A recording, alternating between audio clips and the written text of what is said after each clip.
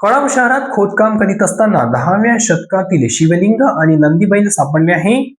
विदर्भातील दक्षिण काशी मानल्या जाणाऱ्या आणि श्री चिंतामणीच्या वास्तव्याने पावन झालेल्या कळंब नगरीच्या भूवर्गातून पुन्हा एकदा इतिहासाचा अनमोल ठेवा बाहेर आला आहे.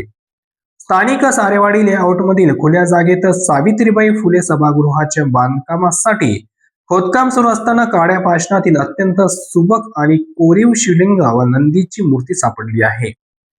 या मूर्ती साधारणतः 10व्या शतकातील असाव्यात असा प्राथमिक अंदाज इतिहास तज्ज्ञांनी वर्तविला आहे. कळंब शहराला प्राचीन काळापासून मोठे सांस्कृतिक महत्व आहे. गणेश पुराणातील उल्लेखनानुसार देवराज इंद्राला गौतम ऋषींच्या श्रापापासून मुक्तता मिळवण्यासाठी येथे तपस्या करावी लागली होती. इंद्रानेच येथे चिंतामणीची स्थापना केली अशी श्रद्धा आहे. ऐतिहासिकदृष्ट्या हे शहर 14 चावड्या, 32 वाहन आणि 12 मारुतीचे गाव म्हणून ओळखले जाते. यावरूनच मध्ययुगीन काळात हे एक मोठे व्यापारी आणि राजकीय केंद्र असावे याचे स्पष्ट संकेत मिळतात.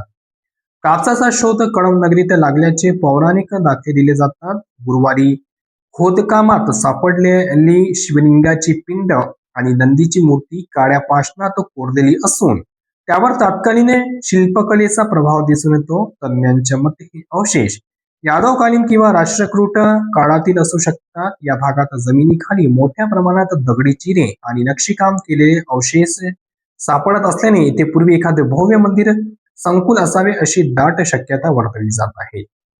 कळंब परिसरात यापूर्वीही अनेकदा खोदकामात अशा मूर्ती सापडल्या आहेत. 30 वर्षापूर्वी विश्रामगृहाच्या कामात विष्णूंची अत्यंत सुंदर मूर्ती सापडली होती, जी सध्या पुणे येथे पुरातत्व विभागात जतन केलेली आहे.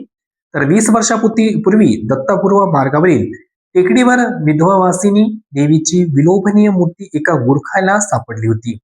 6 वर्षापूर्वी चक्रवती नदीच्या काठात प्राचीन महादेवांची पिंड आढळली. याशिवाय गडी परिसरात आणि दुर्गा किल्ल्यावरही अनेक ऐतिहासिक वास्तूंचे अवशेष विखुरलेले आहेत. मूर्ती सापडल्याची वार्ता वाऱ्यासारखी पसरताच परिसरात भाविकांनी दर्शनासाठी मोठी गर्दी आणि गावकऱ्यांनी या मूर्तीची त्याच ठिकाणी स्थापना करण्याचा मानस व्यक्त केला असून येथे धार्मिक उत्सवाची परंपरा सुरू झाली आहे. मात्र अनुसया मातेच्या मूर्तीची चोरी झाल्याची कडू आठवण ताजी असल्याने या नवीन मूर्तीच्या संरक्षणाची जबाबदारी आता वाढली आहे.